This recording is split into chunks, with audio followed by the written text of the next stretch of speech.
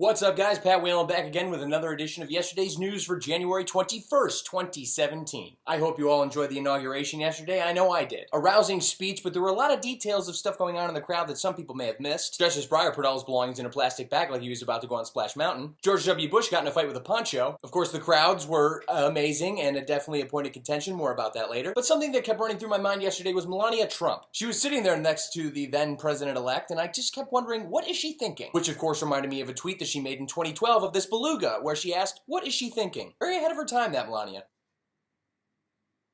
Wow, that's 100,000 times better. Unreal. Which brings me back to the crowd that was actually at the inauguration. Our first tweet from Reuters Top News. It's made in Vietnam. This one's pretty funny. The article reminds us that the president made an America First push in his speech. From this moment on, it's going to be America First, he said. We will follow two simple rules: buy American and hire American. Reuters basically just went to the inauguration and asked everyone who was wearing a Make America Great Again hat where their hat was made. My favorite part? Oh God, I hope it's not made in China, Abby said, flipping the cap over to check. She looked at its label. China! Don't tell anyone. At which point the journalist took that quote and put it into an article on one of the most read news sources on the web. Next tweet from David Frum. Note to interns, whitehouse.gov no longer a fact-checking source. Turns out journalistic interns could look up facts on the White House website and not have to recheck those facts because they're facts on the White House website. That is not the case anymore. Not only does this tweet show that the White House says that killings have risen by 50% in DC, but that's not correct, there's more misinformation, like this tweet from Benjamin Pauker. The official whitehouse.gov bio of POTUS already contains factual errors. You can see in that highlighted section there, Mr. Trump won the largest electoral college landslide for a Republican in 30 years.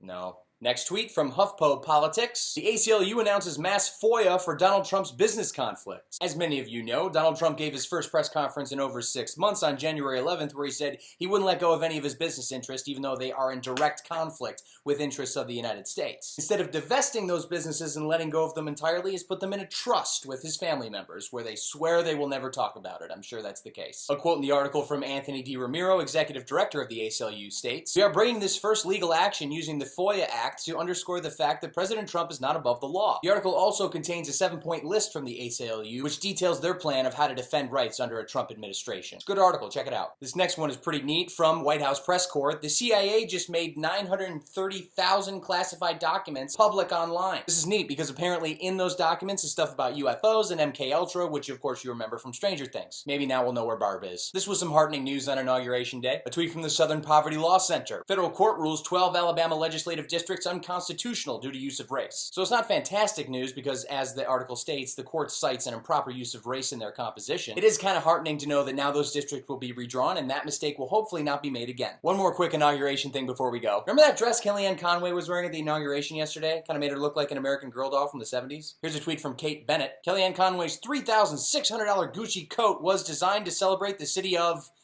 London. That's yesterday's news for January 21st. I'm Pat Whalen. As always, I thank you for watching. Come back tomorrow and I'll talk about today.